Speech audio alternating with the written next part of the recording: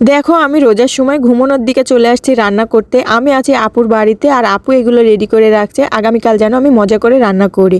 কিন্তু আমার তো ফেভারিট খাবার, আমার এখনই খেতে ইচ্ছে করছে, তাই এর জন্য 9টার দিকে চলে আসছি সমস্ত কিছু রেডি করে রান্না করতে।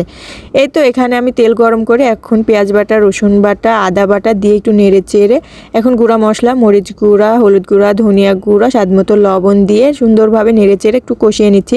এর মধ্যে একটু তেলটা কম মনে হচ্ছিল, তার জন্য একটু তেলও দিয়ে নিলাম। আর এখন এই তো পায়াগুলো দিয়ে দিচ্ছি।